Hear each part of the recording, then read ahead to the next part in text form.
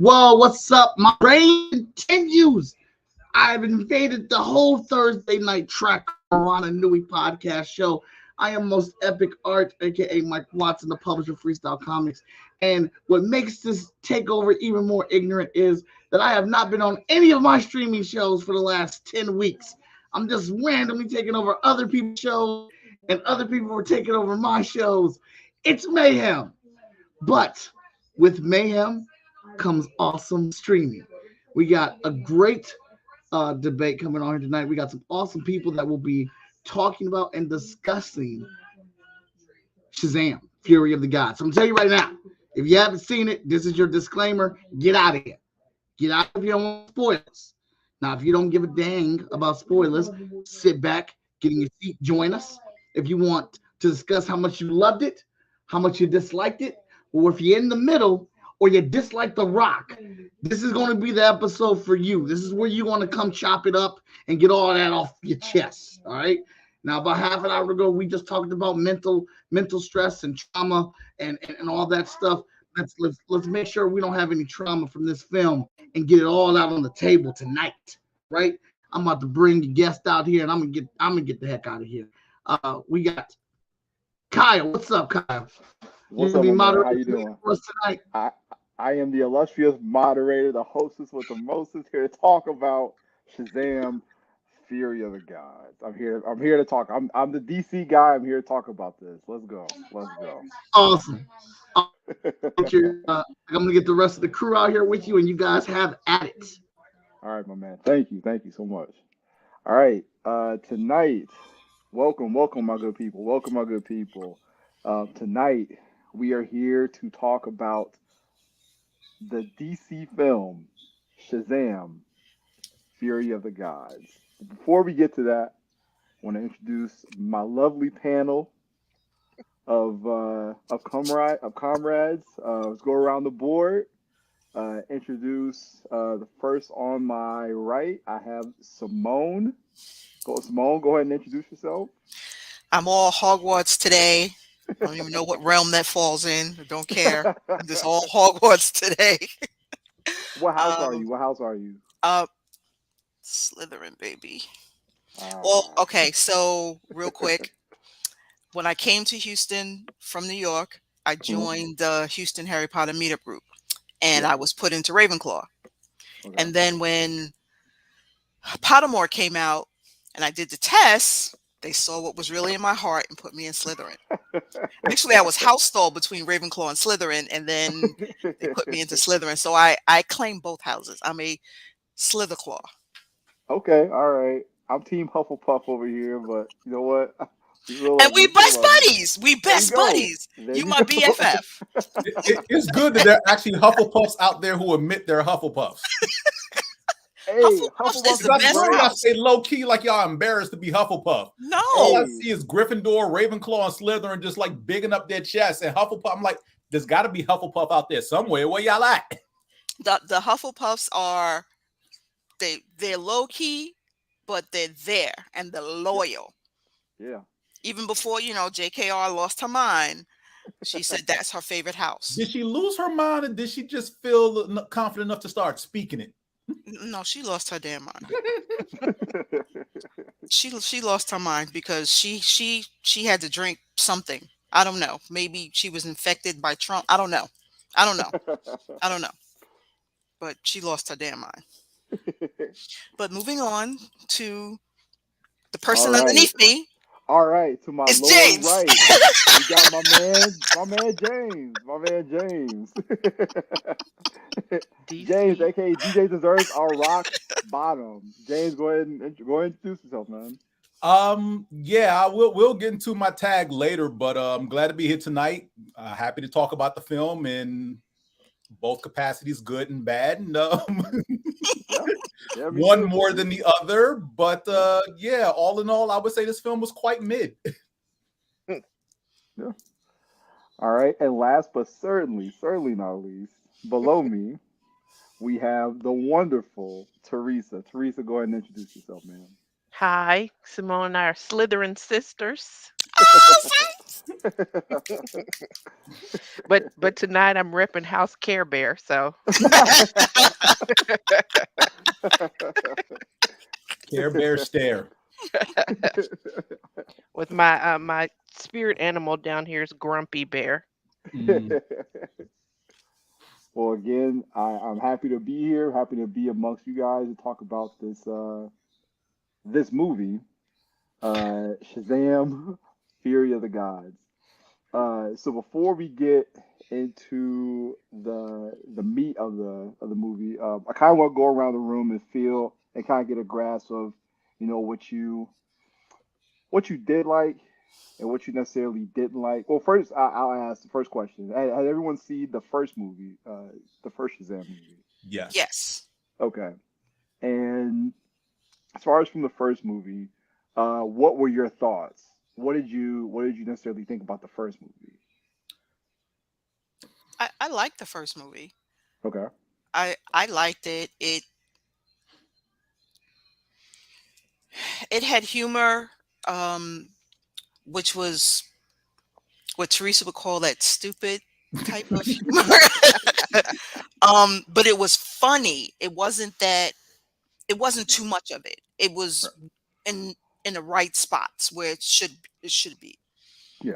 Oh, I like that. I like the story, and then the end where, okay, they're bringing in Black Adam. I was ready for it. I was ready. I was happy that they had just more than one person. Hmm. They had a whole group, a family. Yeah. Uh-huh. Okay. I wasn't too thrilled that no, I didn't see the second movie, but and the reason why I wasn't even I love Heron Marin. I just I thought it was going to be with Black Adam. Yeah. I Hmm. thought it Hmm. was going to be with him, and I was just trying to figure out how they was going to get him in there, but I Yeah. just wasn't in the mood to see it. I'm Yeah. like, wait, Let me go Uh before James blasts it. oh, he won't be the only one.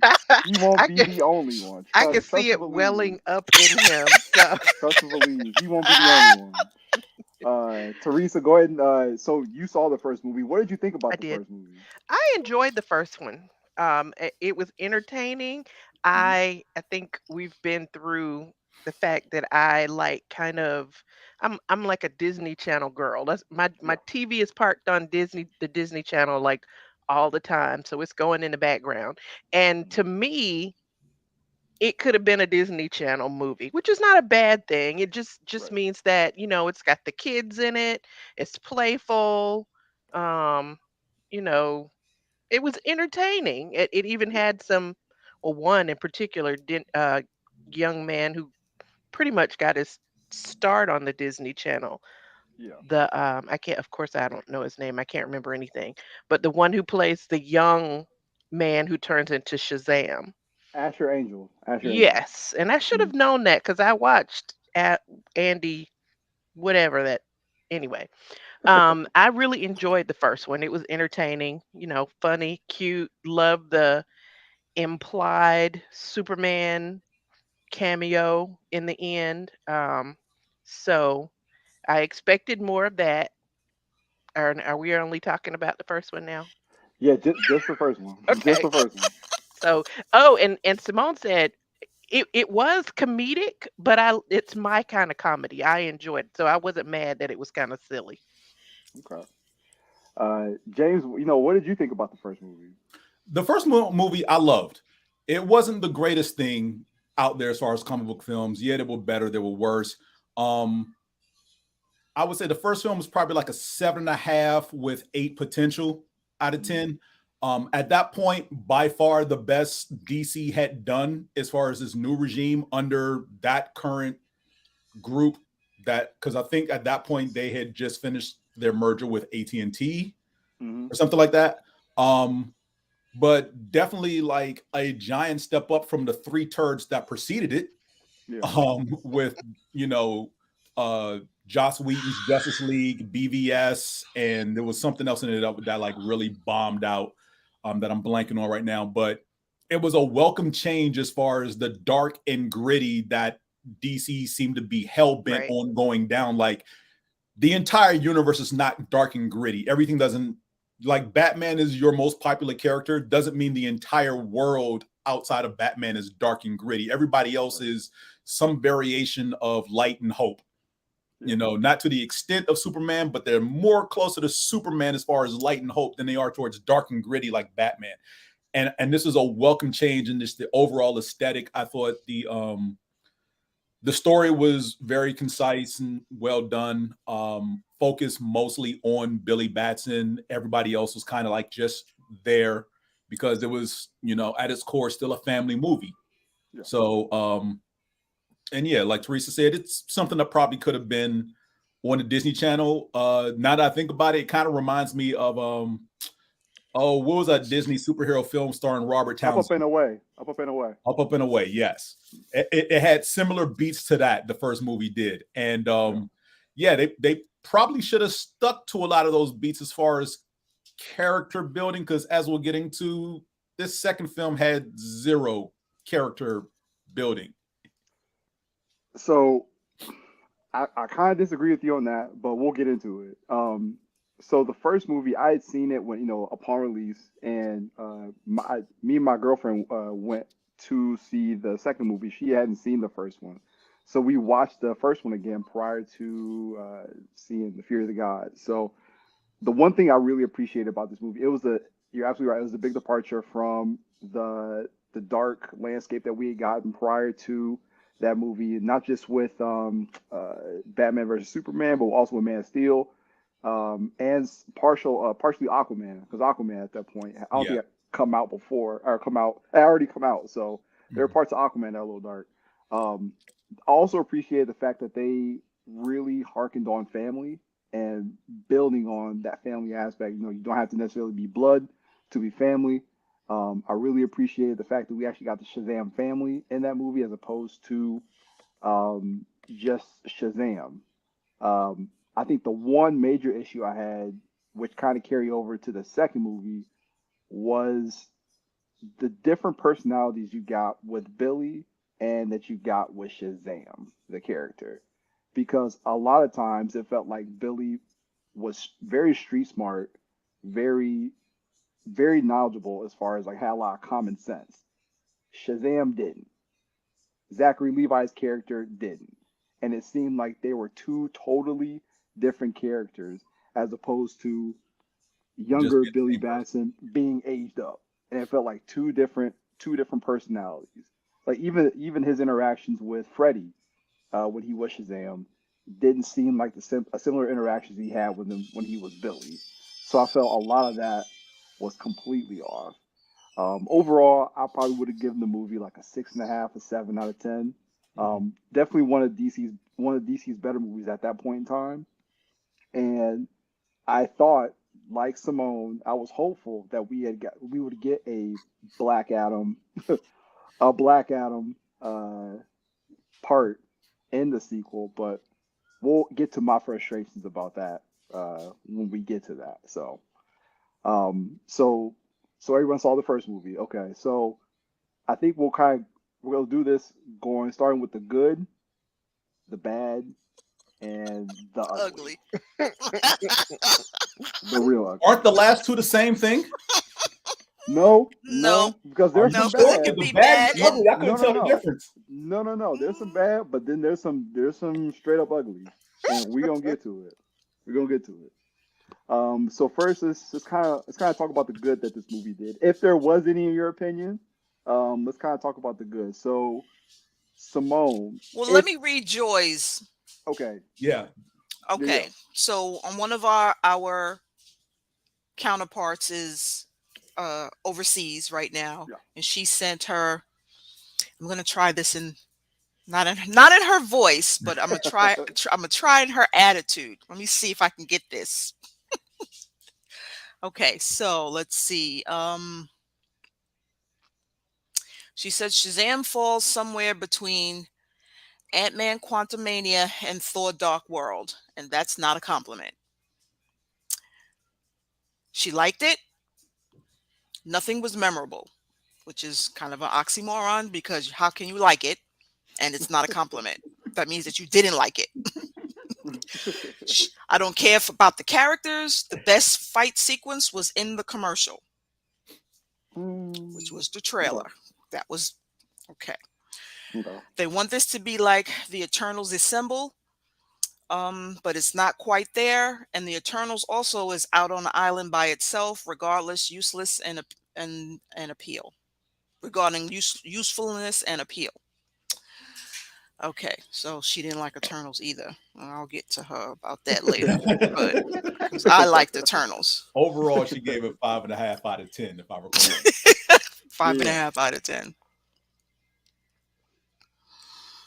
From the reviews, I haven't seen it, but from the reviews that I was listening to, um, the same thing you said, Kyle. The difference from him being Billy going to Shazam. Because when mhm. you're Shazam, you were supposed to have some god's Solomon of yes, Wisdom Solomon, wisdom, yeah, but you didn't have that.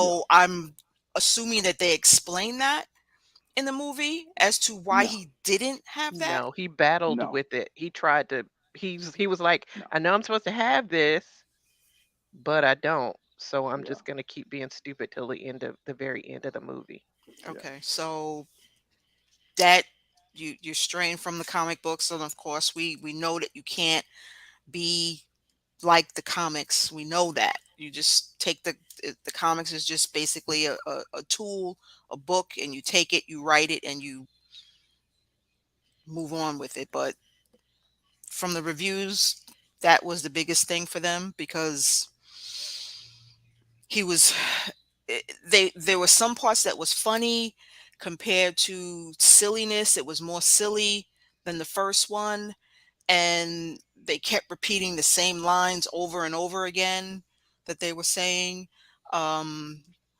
or wow, yeah, or something crazy like that. um it it didn't have a much appeal to the critics. They yeah. really didn't like it.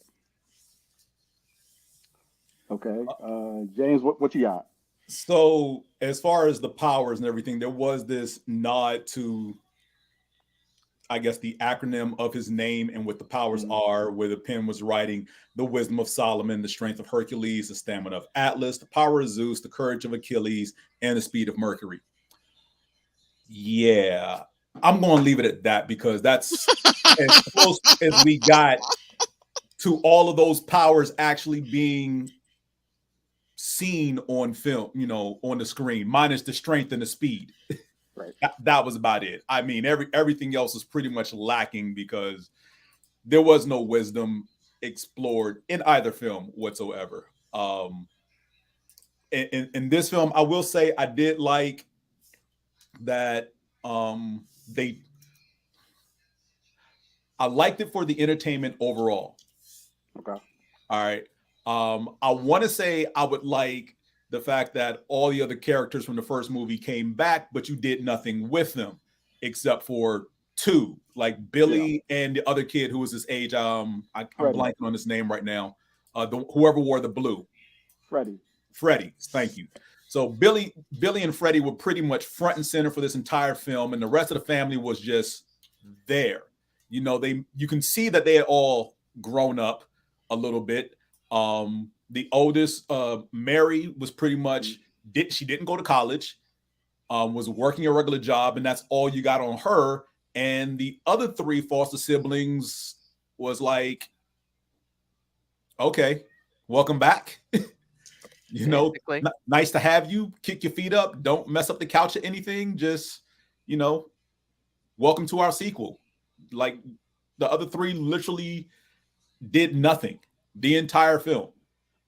You know, I found it funny that the city of Philadelphia gave them the name the Philadelphia Fiascos, because every time they tried to help, they destroyed everything. Like, we cannot let this bridge collapse. Next thing you see, the Philadelphia Fiascos collapse the bridge. So yeah, it had its little comedic moments. Those are nice and everything like that. I like seeing Lucy Liu and Helen Mirren on screen. They were, you know, nice additions. Let's see, what else positive can I say about this film? I mean, anything. Helen, to me, she can't. Not that she can't do any wrong, but she's just Helen Mirren. It's just right. Just gonna be but good. Lucy and Helen were like, we're doing this. It's a paycheck and it's exposure to a new audience who probably don't know who we are. But how are you breathing and not know who either one of them are at this point in time? Unless you're 5. Yeah, really young, the youngsters. Right. Like I said, unless you're 5. If you're 10, you've probably seen a film with either one of them in it by now. You've seen a Fast and Furious film. You stumbled across a Charlie's Angels movie. So you know who those two are. Mm-hmm. If you're 10. But if you're 5, you have zero idea who you are. You're just people powers. Yay. But it was a paycheck for them. I'm not going to say they were phoning it in, but they did the best with what they had, which was not much. Okay. And he's like, y'all actually saw Shazam too? And I'm dipping a little bit into the bad. They were wasted in this movie, much like how Kyle felt Jonathan Majors was wasted in Quantum Mania. These two were wasted in this film to the same extent. I kind of forgot we were talking about the bad. I mean, the good still. So I'm just dipping into my bad, but we're still on the good. Okay. What little there was. You saw I struggled. All right, Theresa, what you got? As far as did you find any good in this film? I did find some good. It's pretty much the same as everybody else, though. It was entertaining. It was cute overall. Helen Mirren, Lucy Liu, of course, they're great. Um, that I that it was cute. I was entertained. Oh, was cute. That's pretty much all I got. And Okay. I'm easy. I'm easy with movies. As long as I'm entertained, I'm not mad at giving them 2 hours. I'm still not mad, but I mean, it was not epic. I completely get what Joy said, you know. It was she liked it, but it wasn't memorable, Yeah. you know. I'll So say I have one other thing. Hold on, Kyle. One other thing. I feel like overall Shazam 2 is what the Fantastic Four films wish they could have been. There we go. okay, I can get that. So I just watched the first movie prior to seeing that one. So from a visual standpoint, I will say the creature design in the sequel was much better than the 7 sins that we got in the first one. Much better. The creatures that you had towards the end of the film, awesome. I don't know who did the visual effects for that, but well done. the unicorns, I like the unicorns. Yeah, the different take that you had on those. Yes, unicorns, not magical creatures. Awesome. They're demonic beasts that will tear you up. Awesome. Not the screaming goats. Awesome lore. Oh my God, not the screaming goats. First of all, you will not get the screaming goats. We'll take advantage of Joy not being here to defend them goats. You know she's gonna see this. She's gonna have words for you later. So I'll say everything. From the opening battle at the bridge, I thought that was one of the better bridge scenes. Like most superhero movies, you have like a bridge scene, right? That was one of the better bridge scenes I had seen. As far as overall usefulness and effectiveness, even though the bridge collapsed at the end, I thought that was that showed a really good way of everyone's personality to an extent.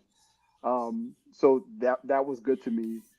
I thought the acting prowess with the villains were much higher than the first one, because you actually had uh, physical villains as opposed to CGI villains, right? So you bring that acting prowess of a Helen Mirren, awesome.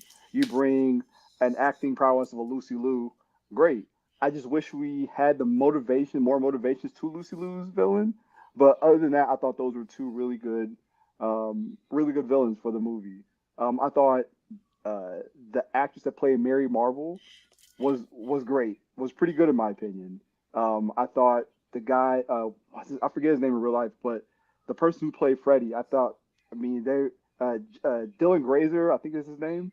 But he was the highlight. He was one of the highlights to me in this film. You got a chance to see his character and his backstory a little bit more, what he dealt with on a regular basis, and you got to see his character as far as like a Shazam or a Marvel hero, like a Shazam hero. So I really appreciated that. You got the Dylan part right. It's Jack Dylan. Jack Dylan Grazer, yeah. So yeah, I really appreciate the fact that we got more of an acting prowess. I wish our highlight hero or our highlight actor and Zachary Levi was better, because again, that really sunk the movie for me. I appreciated Billy Batson being on screen more than I appreciated Zachary Levi being on screen, and that's bad. When you hero with powers, when I want just the kid back as opposed to the hero with powers, says a lot. Says a lot. All in all, like I said, that in my opinion, I'd say from a visual standpoint, much better looking movie than the first. Acting prowess, you got much better top tier actors for your villains and some of your supporting cast. And I would say the character depth, James, I don't necessarily agree, because you got more depth with Freddy. You got more depth. You got more depth with his brother that got to talk about his sexuality a little bit and come out of One the closet. line. But yeah, not much. I mean, that's the only. No. One line at the end of the movie where they're running through in the bedroom is like, "Oh, by the way, I'm gay," and it's like, "Yeah, we know." But that right there is sweet. That was sweet because nobody made a really big deal. Like, dude, No one made a big deal of it, awesome. but that was all he got though. Yeah, that wasn't really development. Like I said, the other three kids, him, who's the Asian kid and Darla, got nothing throughout the film. Yeah. The Asian kid was still playing video games. Darla was still smarter than we know that she is. That's right. All those things carried over from the first film, but we got no development with them whatsoever. I think what I'm saying is you got to learn more about their. I don't know if you consider it a development, but you got to learn more about their characters. I should say they weren't like one-offs. They were completely one-offs. In my opinion, they weren't. They were. You're being kind. But did they have a big storyline? They contributed nothing to the film whatsoever, they didn't have other than just their presence being there. Yeah, I would say, what do you mean? Darla's throwing in the Skittles and figuring out the Skittles were ambrosia of the human realm was the reason why they got the unicorns to help save the day. I felt like that was just like a waste of her being there. Like there was so much more any of the three of them could have done, and they didn't. Literally nothing with them. Okay, fine. She got the little moment. She got to throw the Skittles and then say, "Taste the rainbow, mother," and then they just cuts out. Yay. But I'm just saying that doesn't happen if she doesn't hang out with the pen thing. So I'm saying, like, you develop her. That's some development. That's development, is it not? So here you have basically a child prodigy who's basically got ADHD and very hyperactive because she likes to talk and converse. And those are all things we learned in the first movie about her. Mm-hmm. And there was nothing additional delving into that in the second film whatsoever. Okay, I see your point. I see your point there. Whereas with Mary in the first film, we knew that she was stressing over whether she wants to go to college, should she even want to go to college, the decision of if she gets in, whether she goes, she gets the letter. She basically meets Billy as Shazam, who's basically trying to talk her out of it because family's not that important because what he had just you know, what he was contemplating going through with his mom at the time, because I don't think he had run into his mom yet. And she's like, no, I love my family. I don't want to leave them. Like, this is a great opportunity. I'm just worried about how to tell them. And then she goes off and tells them, you know, we never see that scene, but she basically goes off happy, like confident that whatever decision comes out, whether she goes or doesn't go, she'll be happy with the decision going forward. All right, cool. And then the second film is just a throwaway. Well, if I wouldn't have to be taking night classes if I had gotten into college, which I didn't. So because I'm working during the day. And where's the further explore? Like, again, they just got small little conversations tucked away in a corner, or like, here's a scene to say this is where this character is, and we're never going to touch on it ever again. Like, we never got to see her struggling with going to school and working full time as an 18 or 19-year-old would. Yeah. You know, that plight never came up except for like the one or two times they were showing them having team meetings and she's in a chemistry book. Yeah. More than paying attention to whatever's going on. And that was it. We never got to see her outside of that. So do you think, so one question I do have, do you think that's because of who Freddie was tied to in the film? Probably. I think Freddie being in the forefront because he was part of the main storyline. Everyone else, forget secondary storyline. They got no storyline. It was pretty much the main storyline of, you know, the complexities of dealing with family, which Freddie tied into.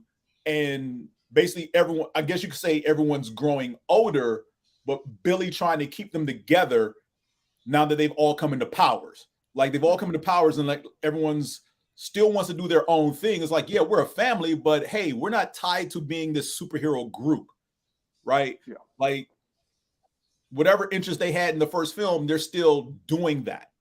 Mm-hmm. Nothing's really changed.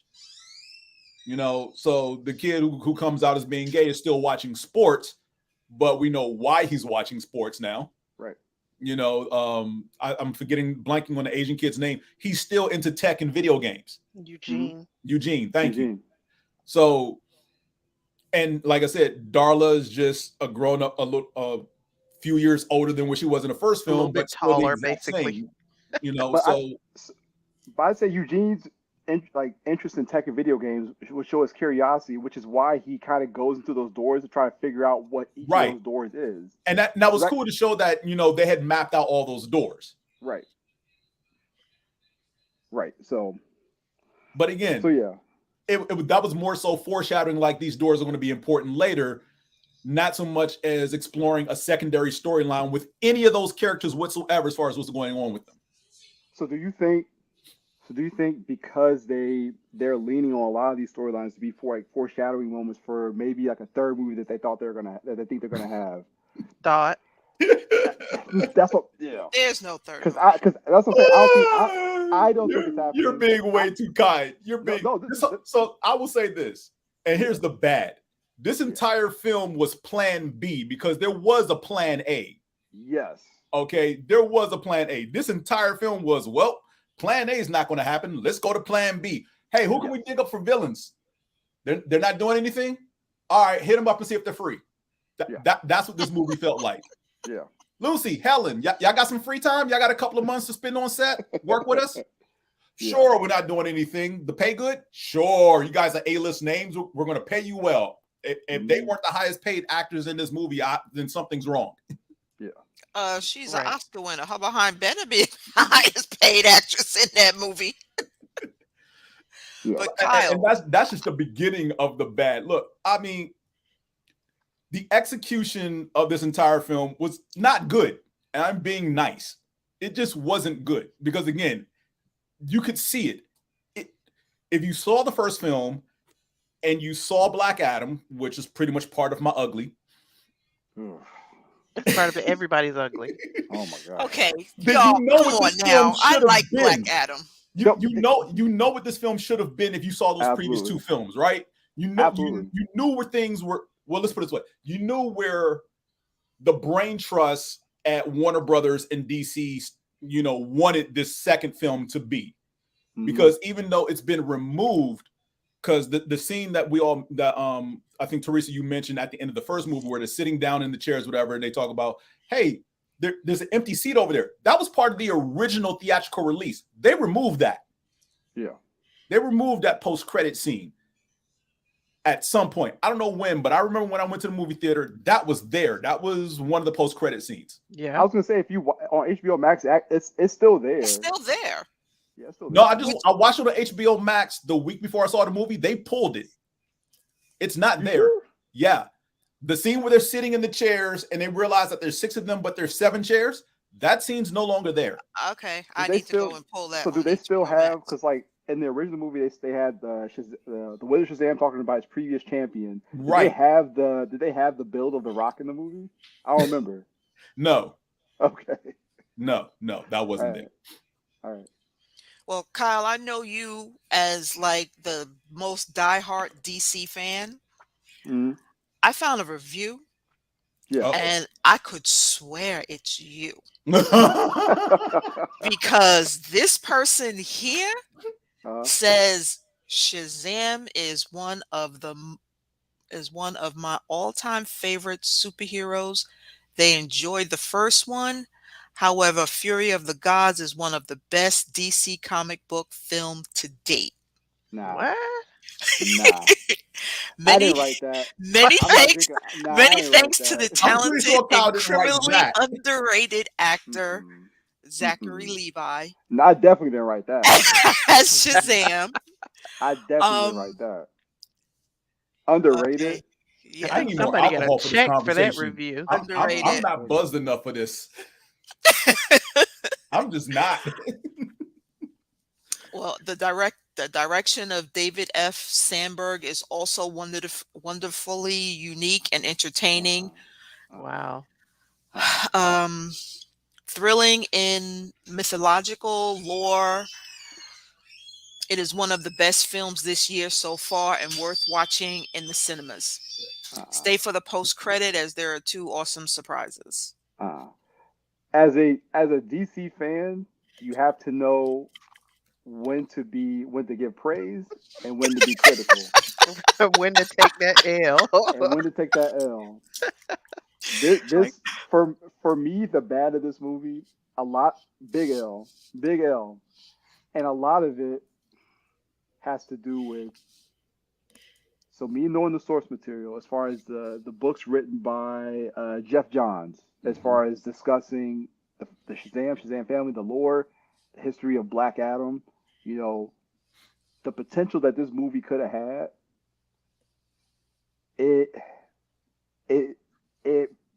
I'm disappointed, and sometimes I'm serious. I'm disappointed. Really disappointed? You're being kind. I'm angry. No, I get angry. So again, I always my whole thing is a hero is as good as his villain.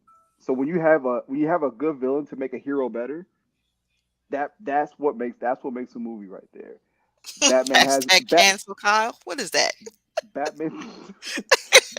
No, don't cancel me. Oh, come on. I was like, he said cancel Kyle. Cancel Kyle. How much did cancel Kyle get to write that review? No, so Batman has his Joker, Superman has Lex Luthor, Shazam has Black Adam. The fact that you don't have, and that's the thing, as good as Shazam is a secondary character in DC. Secondary? Maybe even lower. I was about to say, I thought he was more so of a third-tier, tertiary character than a secondary. No, I'd say he. If you're talking about the Justice League, as far as the mainstay of the Justice League, he'd be in that second iteration. Yeah, because even in the Justice League, even the Justice League cartoon, he's like the second iteration. Yeah, we talking about Justice League Unlimited. Yeah. He was more so a tertiary character. He showed up in 1 episode. Vixen and Green Arrow was secondary characters. They showed up in more episodes than he did. Yes. Your man showed up in 1 episode and immediately quit because him and Superman had a fight in Lexor City. Okay, so we'll make him a third tier character. So the fact that and that's the thing, Black Adam is a maybe even lower than the third tier character. He's a 4th tier villain. 4th tier character. So the fact that you don't have a 3rd tier character's arch nemesis, and the fact you get another one of their arch nemesis in post credit scenes, like Mr. Mind. Where was Mr. Mind in this movie? Post credit scene again. I'm just like, we're wasting quality villains and like the fact that Dr. Zavanna was nowhere to be found in the Post second credit scene, movie, except in the post-credit scene, right? Mr. Mind. Like that whole time, when you get to the post-credit scene, the fact that Dr. Savannah is just sitting in the cell, scribbling on the wall, and you make a joke that Mr. Mind has been waiting for somebody to, because he's like, I don't have any legs, I can only move so fast. Mr. Mind has telepathic powers. He can hitch a ride on somebody, and they don't. Woosah. I'm These trying people are doing to. 4 and 5 Don't stars. woosah. This is Don't woosah. crazy. Vent. No, no, no. Vent. Consider This this therapy, Kyle. We're here for okay, you. okay. This this movie. Point to the doll. Show us where this movie hurt you. This movie hurt me here. No, here. Here's Mar. Here's Mar. I'm in mirror. Here. Hurt me here. Because the potential what this movie could have been. Yes. An improvement on the first. Mm-hmm. Moving a positive. Okay, granted, this isn't part of James Gunn's plans. This plans will start until 2025. But again, have a high potential for like this movie, for Blue Beetle that we're getting this year, for Aquaman, and from what I heard about Aquaman, it ain't looking good. It's Yeah. still going to come out, though, no matter how trash Oh it yeah, is. for sure. Oh Oh my yeah. God. From what I heard about what I saw from this movie.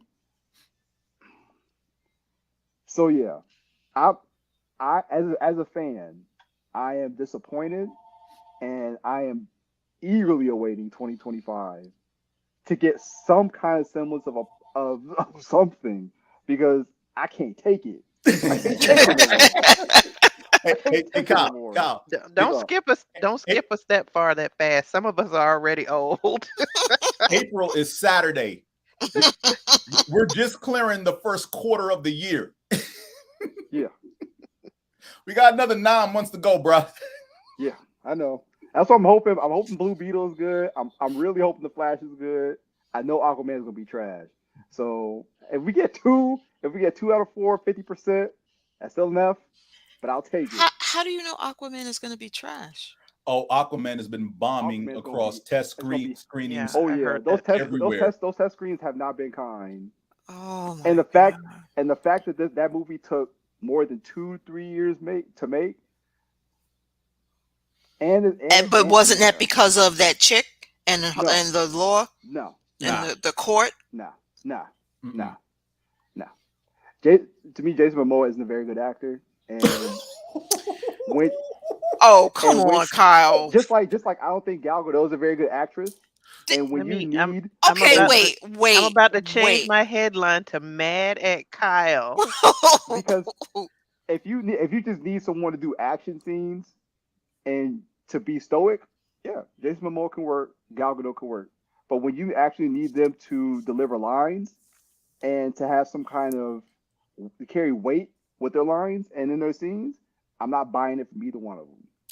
I'm going to have to disagree with you. I haven't seen a lot of Gal Gadot movies. I have. I have seen one particular film. It's on Netflix. Slumbertime, Slumberland. That's the Slumberland film. Jason Momoa movie. That's Jason Momoa. Yeah. Yeah, he's phenomenal in that. I'm sorry. Oh, he was phenomenal in C. He's phenomenal in. I haven't seen C, Oh, but I heard oh, C is awesome. I heard C is Oh awesome. yeah, it C is. C is awesome. I'll put it to you like this: Jason Momoa is not good as Aquaman. Okay, that's fair.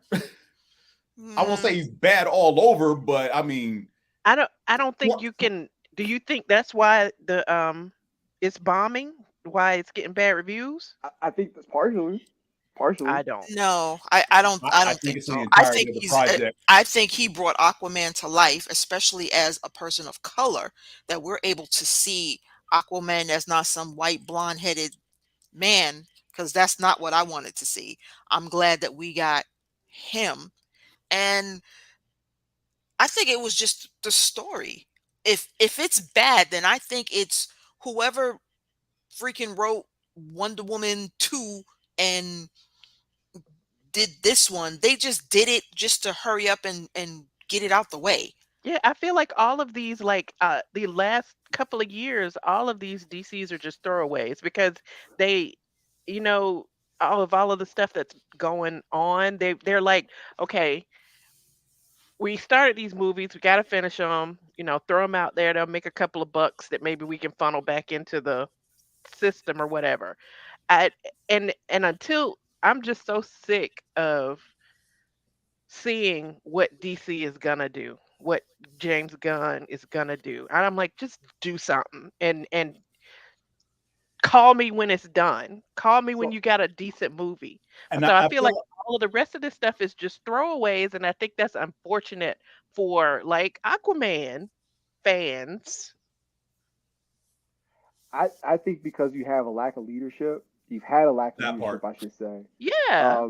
at the head of Warner Brothers, because when you have a lack of leadership, you have change of leadership, you have change of vision as far as what the brand should be. And when Mhm. that vision changes so much Hmm. within the past couple years, none of your movies have cohesion. None of your movies have Hmm. a direct line through them, So and none of the it's movies are good. Connectivity be damned. right, Multiple universes at the same time without even explaining that they're multiple universes or how right, they're whether they're interconnected or not. right. Your executives going out there and saying any and everything just for press clippings. Yeah, this is what happens. And I feel like those movies, like, again, there's a lot of things that happen behind the scenes that we always find out years later. I felt like with Aquaman 2, Wonder Woman 2, the second Wonder Woman film, I feel like there was a push to get that movie done because they knew this merger was Discovery was coming. It wasn't like this wasn't known. Discovery, a merger and a buyout don't happen overnight. They happen Right. over the course of months, at minimum to years. Hmm. All right. So who knows when the first interest came in, and people probably saw like down the pipe, ooh, and it's much like with the how the Snyder cut didn't come out. You know, there were personal issues that happened that we all know about, but the call to bring in Joss Whedon, because this was coming upon the finalization of the AT&T merger, that the executives there at the time were like, we want Justice League done so we can all get our bonuses. Hurry up and make this movie. And Snyder was like, nah, I have a vision. Hmm. I know what And my I vision is liked gonna look his like, and I liked his version. and I'm gonna do my version my way on my timetable. Your bonuses be damned. And they were like, well, shit, we gotta do something. And unfortunately, tragedy happened in this family, and they took advantage of it. All right, he's stepping away. Cool. Who can we get that knows comic books, who can clean this mess up and hurry up and push it out there? Because we need this out there yesterday. Joss Whedon sitting on the heat because he's kicked out of Marvel. We now know why, partly why he was kicked out of Marvel. He comes It's in, trash. basically turns what was supposed to be a wonderful adaptation of a live action Justice League and makes a turd of a film and pushes it out there to try to, quote, reestablish himself, which he failed to do because we all saw that crappy film, unfortunately, one way or another. And the executives got their bonuses because it met the window of when it was supposed to release before the merger happened. And now all those people not even in those same positions anymore 5 years later, because here we are with another merger with Discovery and new leadership, like Kyle just said, new leadership in charge. And I feel like those people knew certain things were coming down the pipe, and it's like, well, make this film, hurry up and make this film because so-and-so gets a bonus off this and this person gets a bonus off that if they come out at these time frames and these intervals, whatever. So just push them out there. I want my bonus because I got to make sure that whatever happens on the pipe, I don't care as far as the bottom line of the film. I care about my own bottom line is getting my paycheck. You So know, I'll the say, funny thing is that and I gotta and I'm gonna run when you start talking, Kyle. I'm gonna run and to find I'm watching a show and it's about Marvel. Um, and I think it's every Wednesday or something like that. That the show comes on and it gives you what happened with Marvel, how Marvel came to be, and they was talking about how Marvel wasn't doing well and it was actually DC that was doing well. And it Mm-hmm. started with Blade. And then they were like, "Oh wow, you can take a comic book and make it into a movie," and Blade made money. Then they did it with Batman, and they wasn't too sure about Michael Keaton, but then that one made money. And then it was like Marvel started looking at DC saying, how can we do what DC's doing? And Marvel just failed with what's the Howard the Duck and We don't talk about Howard the Duck. yeah, they didn't do a good job. We don't talk about that movie. They didn't do a good job with that. And then it was Iron Man down the road that was like, hey, let's start with this. And then the next thing you know, they took off. So I'll say, to James's point, Warner Brothers' issue as far as with leadership is them catering to specific stars and specific talent to push a vision, which is why you had issues with Dwayne Johnson, which is why you had issues with Shazam 2. So we're into the ugly now. Yes, because Dwayne Johnson thought he was bigger than Superman. Because Dwayne Johnson thought he was bigger than Warner Brothers. So let's start there. Absolutely. He thought, first and foremost, Dwayne Johnson didn't want Shazam anywhere near his film. Nope. And you, my thing is, as someone who was supposed lover of Black Adam, you should know that without Shazam, there is no Black Adam. Mm-hmm.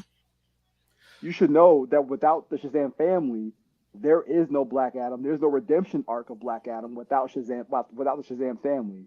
So for you to have a movie with no references to Shazam, and to the only reference is to Superman, if that at a post credit scene, to me that reeks of selfishness, that reeks of arrogance, and because of that, the entirety of the DC film universe thus far has suffered. Because if you read the articles that came out after the Shazam movie came out, the Justice Society was supposed to show up in a post-credit scene for Shazam 2. Yep. And because The Rock didn't want Shazam anywhere near his movie, that couldn't happen. Nope. Because The Rock's characters, regardless of who they are, have to be front and center, the center of the universe, which is why on the onset, when he's talking about he wants to take over and be the brain trust of the DCEU that has his Black Adam and Superman as the central figures, I'm like, so we're going to have Superman and a superpowered Batman as the primary figures? Because that's the only way you're going to play Shazam as being the central focus of the DC universe. He has to be a superpowered Batman. But why do you have two people of basically the same, I'm not going to say stature, but the same similar power sets, if you will? Right. You know, it makes no sense. And like you said, to do this with zero reference to the Shazam family at all. Even the wizard Shazam wasn't even mentioned in Black Adam. Right. Like, Prima Donna Johnson just pretty much decided, like, all right, now I will say this. He was cast over a decade ago. They made that announcement, right? Yeah. And they just dragged ass. Now, as I told one of my groups, if the delay in him being announced as Black Adam to a Black Adam film being made was their own ineptitude, fine. I could live with that. We all know the ineptness that happens behind the scenes at DC. We just talked about all the executives wanting to make sure they get their bag and, you know, bottom lines of movies be damned. I want to make sure I get my bonus, whatever. Okay, fine. That's just par for the course if that was it.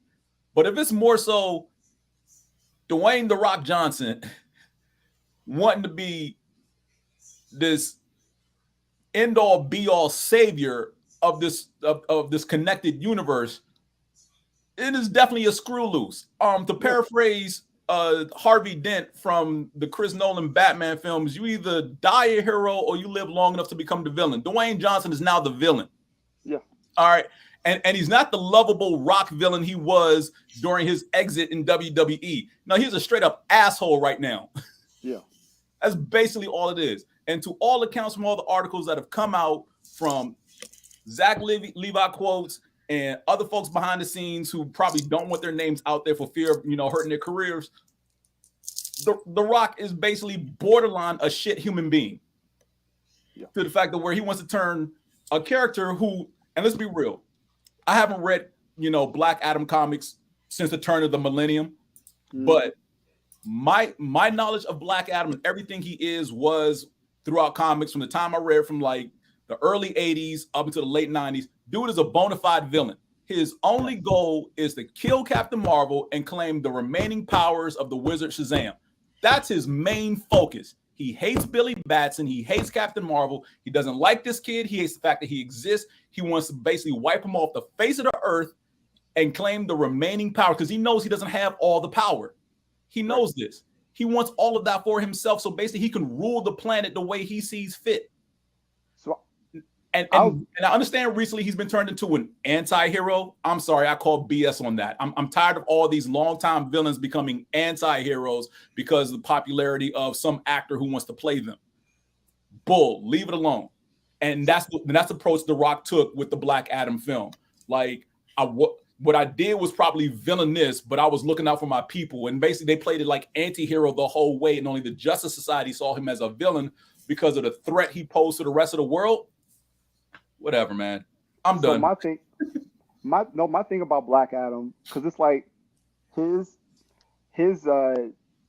turn from that straight heel to a somewhat lovable heel to a anti-hero, to me in the comics was well done. The reason why I say that is because you had someone who had a redemption arc.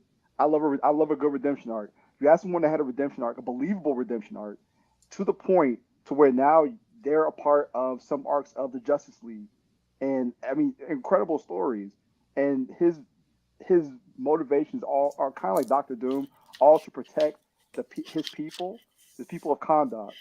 And the way they're written in the movie, I wish would have translated to the film better. But when you have an actor who has an ego, who essentially, because he has an ego, not only destroyed his own film, but destroyed another film because of that.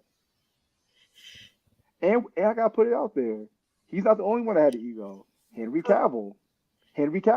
Yeah. That cameo in the first film was because he had an ego and didn't want to appear in that film.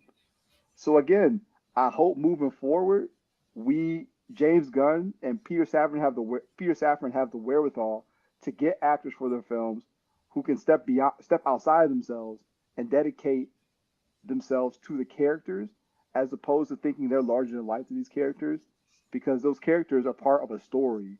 And when you have a good story that makes for a good universe, that brings audiences in.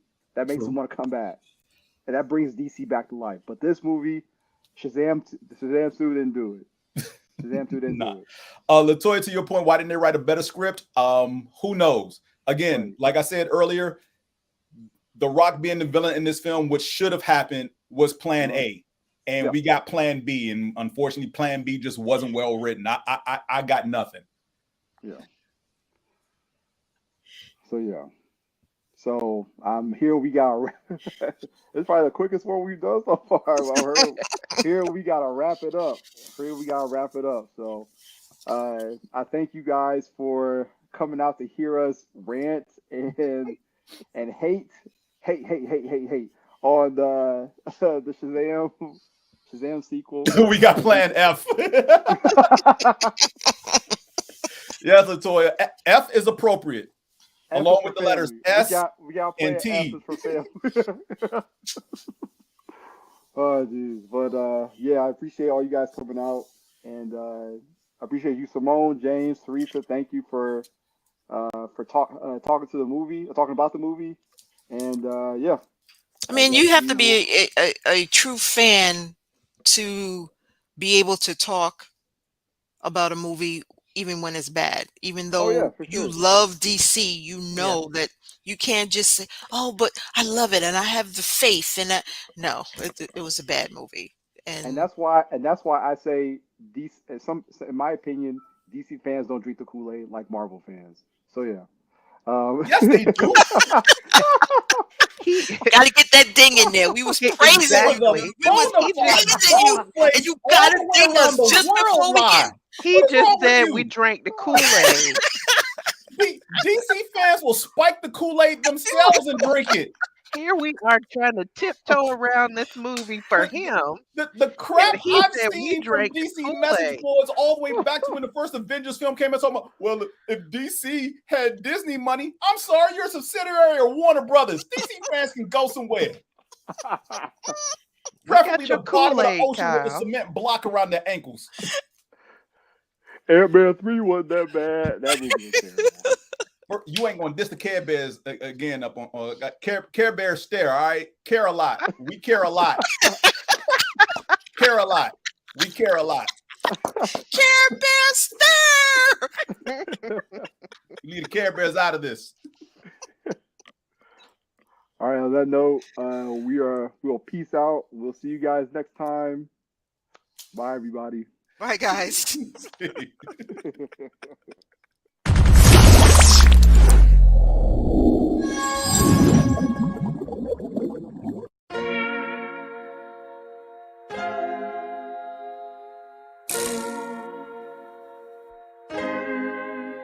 So many stories left to tell, even if we have to ourselves. Can't keep history on the shelf. If we won't tell it, we will. If this the land of the free, it was a freedom then. When they annexed Hawaii and called it Cedar Lands, without any type of payment and no signing off. Called themselves the Republic in 1894. 1.2 million acres overtaken from the native Hawaiians. When they resisted, the West retaliated in violence and erasure. The Hawaiian language is banned as part of colonialism's plan to expand, yeah. Stuck between a rock and a hard place. Multiple bombings of Kaho'olawe as a part of their ongoing war with Asia. Used it as a place for target practice. No consent or compensation. Colonizers call for annexation. No work out for all the locals. School will never let you know. So many stories left to tell, even if we have to ourselves. Can't keep history on the shelf. If we won't tell it, we will. Too many stories left to tell, even if we have to ourselves. Can't keep history on the shelf. If we won't tell it, we will. We will. So if we put Hawaii into perspective, well, Black and Asian history is interconnected. Considering the fight with the Pacific, then of course versus Asia, they was treated as a middleman for war, but didn't let the Western colorism run its course. Cause dark skin was a sign of dignity to core. The land was taken in the name of capitalism, when prior to it was an actual kingdom. Clap back at the system. Stuck between a rock and a hard place. Multiple bombings of Kaho'olawe as a part of their ongoing war with Asia. Used it as a place for target practice. No consent or compensation. Colonizers call for annexation. No work out for all the locals. School will never let you know. So many stories left to tell, even if we have to ourselves. Can't keep history on the shelf. If we won't tell it, we will. Too many stories left to tell, even if we have to ourselves. Can't keep history on the shelf. If we won't tell it, we will. So many stories left to tell, even if we have to ourselves. Can't keep history on the shelf. If we won't tell it, we will. Too many stories left to tell, even if we have to ourselves. Can't keep history on the shelf. If we won't tell it, we will. We will.